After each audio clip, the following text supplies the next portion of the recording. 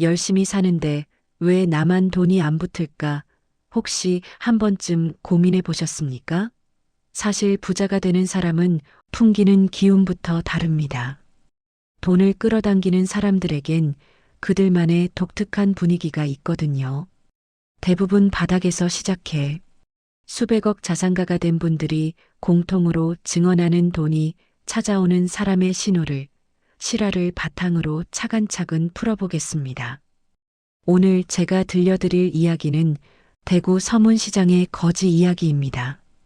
이 양반은 거지 시절에도 이것 하나만큼은 끝까지 지켰고 결국 20년 뒤 그 자리에 7층 빌딩을 올렸습니다. 이 이야기 그저 남의 인생 이야기로만 들리십니까? 아니면 내 운명을 바꿀 신호로 들리십니까? 만약 이 이야기를 듣고 마음 한구석이 찌릿하게 찔린다면 여러분은 이미 돈 냄새와 인연이 닿기 시작한 분입니다. 그럼 이제 왜 돈이 이 사람에게만 자석처럼 붙었는지 그 기막힌 비밀을 차근차근 이야기해 보겠습니다. 자, 이제 시간을 딱 50년 전으로 돌려볼까요? 대구 서문시장의 그 시끌벅적한 새벽 골목으로 말입니다.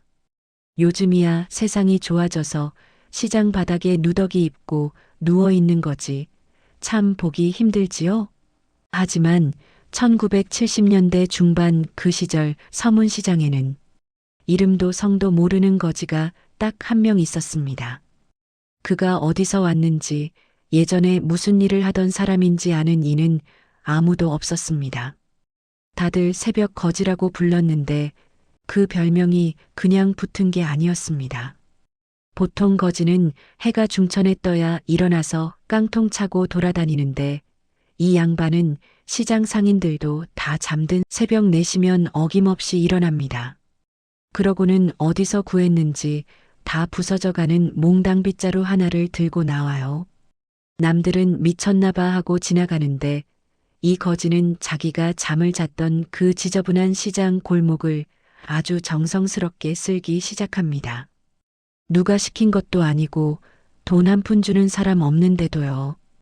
빗질이 끝나면 자기가 덮고 잤던 그 꾀재재한 가마니를 각을 딱 잡아서 개어놓고는 시장 입구에 서서 들어오는 트럭들을 향해 정중하게 인사를 했습니다. 참다 못한 한 상인이 물었습니다. 이보게 그 짓 한다고 누가 밥 한 덩이 더 주나?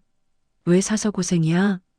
그랬더니 이 거지가 허허 웃으며 이런 말을 남겼답니다.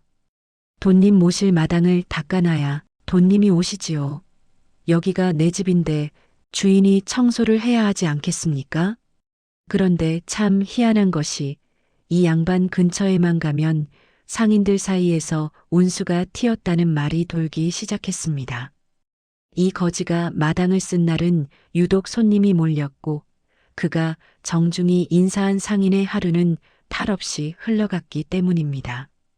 사람들은 그걸 보며 저 양반 겉모습만 거지이지 보통 인물이 아니다라며 수군거렸습니다. 그러던 어느 추운 겨울밤 서문시장에 모두의 운명을 바꾼 큰 사건이 터졌습니다. 시장 전체를 집어삼킬 듯한 시뻘건 불길이 치솟은 겁니다.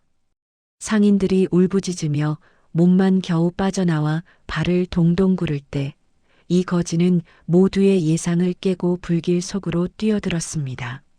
잠시 후 그가 그 흐름을 뒤집어 쓰고 들고 나온 것은 금부치가 아니었습니다. 바로 시장 어르신들의 평생이 담긴 외상장부와 계약서 뭉치였습니다. 남들은 거지라고 천대했지만 그는 불길 속에서도 무엇을 먼저 지켜야 하는지 알고 있었습니다. 돈은 다시 벌 수 있지만 사람 사이의 약속이 사라지면 이 시장이 다시는 예전처럼 일어설 수 없다는 걸 본능적으로 알았던 겁니다. 그는 가진 것이 없었지만 시장이라는 공동체를 떠받치는 신뢰를 마치 자기 일처럼 소중히 끌어안고 나왔습니다. 나중에 사람들이 물었습니다. 자네는 가진 게 깡통 하나뿐인 거지인데 왜 남의 장부를 위해 목숨을 걸었나? 그때 그가 이렇게 말했습니다. 내가 여기서 잠을 자고 여기서 숨 쉬며 사는데 여기가 내 집이 아니고 무엇이겠소? 내 집 마당에 불이 났는데 모른 척하는 게 더 이상한 일 아니오? 이 이야기가 주는 울림은 바로 여기에 있습니다.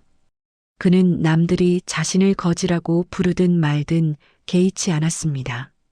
그저 자기가 발 딛고 사는 자리를 지켜야 할 내 집으로 여겼을 뿐입니다. 내가 머무는 곳을 함부로 대하지 않는 마음, 그리고 사람 사이의 약속을 내 일처럼 귀하게 여기는 태도. 이런 태도가 몸에 밴 사람에게는 주변 사람들이 먼저 마음을 엽니다. 그리고 그 열린 마음들이 모여 결국 기회라는 것을 만들어냈지요. 이후 상인들의 도움으로 작은 점포를 얻은 그는 20년 뒤 그 자리에 번듯한 7층 빌딩을 세웠습니다.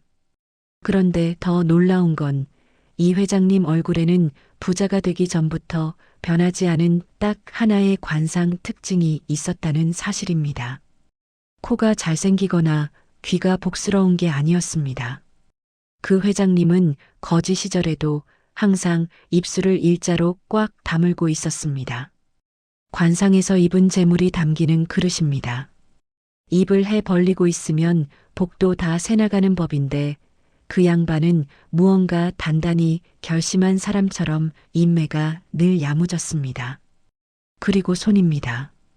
회장님의 손은 굳은 살이 박이고 투박했지만 지저분한 때가 낀 적은 한 번도 없었습니다.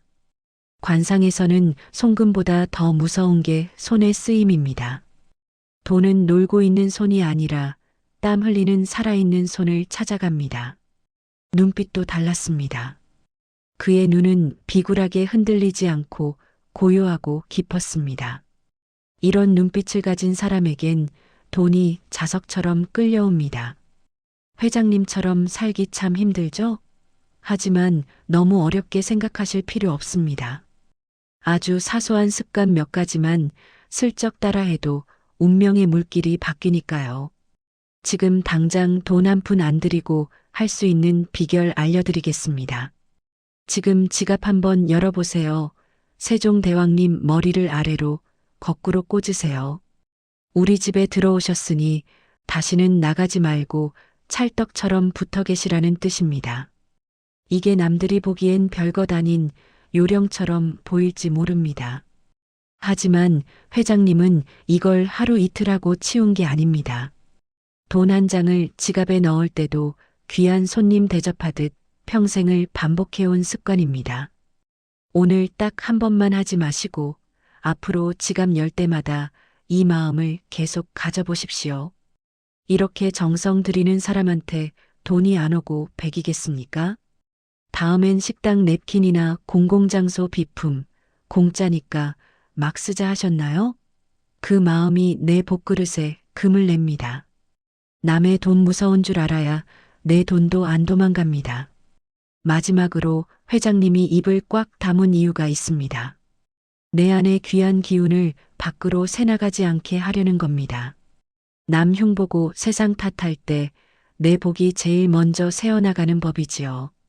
오늘부터 딱 하루 5분씩만이라도 입을 꾹 다물어 보십시오. 그냥 가만히 있는 게 아닙니다. 쓸데없는 말이 입 밖으로 나가려는 순간을 한 번 더 참아보는 겁니다. 이 작은 인내가 쌓이면 가장 먼저 마음이 고요해지고 그 고요함은 여러분의 눈빛과 표정에 그대로 머물게 됩니다. 어제보다 맑아진 내 안색을 보며 스스로 놀라게 될 날이 머지않아 올 겁니다. 내 얼굴에 평온함이 깃들어야 돈 들어올 구멍도 보인다는 걸 여러분도 곧 자연스럽게 느끼게 되실 겁니다. 자, 그럼 조용히 거울을 한번 보세요. 여러분의 인매는 어떤지, 여러분의 손은 무엇을 위해 쓰이고 있는지, 혹시 여러분도 모르는 사이에 부자의 신호가 나타나고 있진 않습니까? 수백억 자산가가 된 그 회장님은 지금도 직접 본인의 구두를 닦으며 이렇게 말씀하십니다. 내 발이 지저분한데 어떤 돈이 찾아오겠소? 가장 낮은 곳을 닦아야 가장 높은 곳으로 갈 수 있는 법이지요. 부자는 하늘이 내는 것이라지만 그 하늘을 여는 열쇠는 바로 지금 이 순간 여러분의 손안에 있습니다. 자신의 운명을 바꿀 준비가 되셨다면 대운을 깨우는 입금 신고식부터 시작해 보시지요. 댓글 창에 딱 4글자만 정성껏 남겨보십시오. 돈님 환영. 여러분의 주머니에 돈 냄새가 진동하기를 저도 함께 간절히 염원하겠습니다. 사실 이 회장님에게 돈이 먼저 붙은 게 아닙니다. 사람이 먼저 붙었습니다. 사람이 붙어야 돈이 따라온다는 이 평범한 진리가 부자가 되는 진짜 비밀이지요. 다음 시간에는 사람 복 중에서도 으뜸이라는 자식 운에 대해 이야기하려 합니다. 왜 어떤 부모는 늙어서 자식이 먼저 찾아오고 어떤 부모는 전화 한 통 못 받는지 그 기막힌 차이를 정확히 보여드리겠습니다. 구독 누르고 그 지혜를 꼭 챙겨가십시오. 여러분 모두 대박 나세요.